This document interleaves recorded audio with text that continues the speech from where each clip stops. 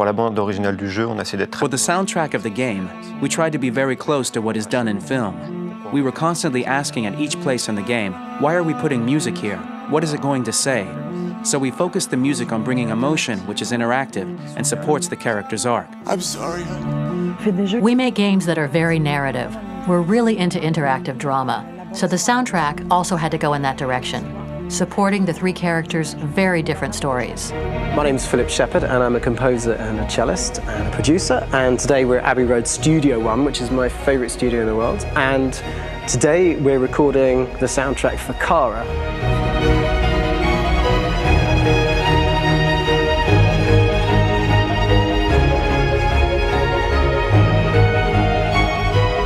So when I compose a big project, I often travel just to kind of get out, and get some fresh air and some inspiration. I had a log fire in the room that I was staying in, and the flames were kind of making absolutely direct music. And it became the basis for Kara's theme, and it sounds something like this.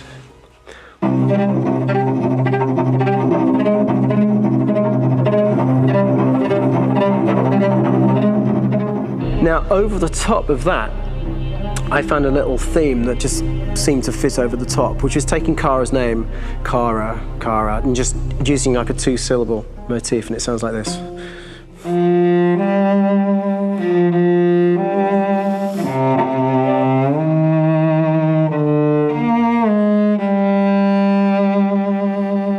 going to pull through this, Alice. As long as we're together, nothing can hurt us.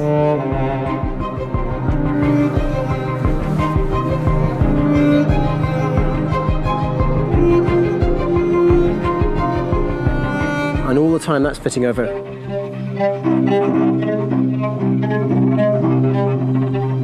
So it kind of works in lots of levels. And in fact, every single theme in the score has one of those elements built into it, and it becomes sort of the DNA of every single tune.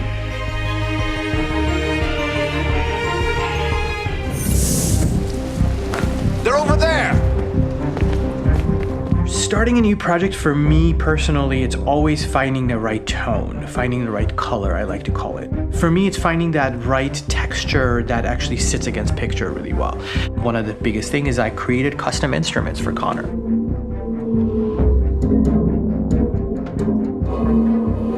I pulled out all my vintage synthesizers to be able to capture this robotic person, if you will.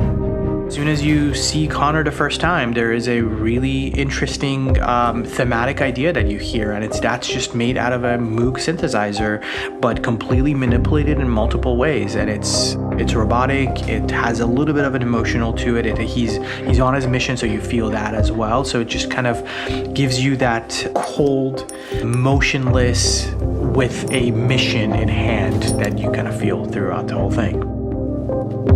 Some people are asking, have androids become a threat to our security? When I first started really digging in on Marcus, the one thing that I really tried to capture was the transformation process. Marcus is this android that evolves over the course of the game and really goes from kind of figuring out that he's more than just an android. He's starting to develop kind of a human soul in a way. The other side of Marcus that I really latched onto was that he almost became a savior for a lot of the other androids in the game. So when I started developing the theme for Marcus, I really made it like a church hymn.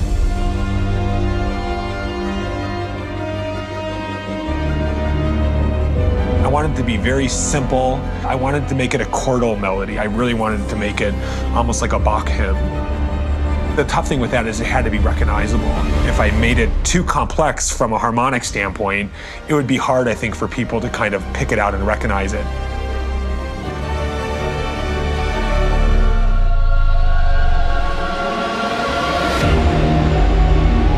I gotta be honest, when we first started on this path, I said, oh man, this could be pretty messy, it could feel disconnected, but it's amazing how they really guided us and got us to really kind of all be in the same world, but at the same time feeling completely different. So it's really gonna stand out and kind of be one of those games where people are really gonna notice the music and kind of how it was crafted and, and all the hard work that went into being able to pull it off in a graceful way.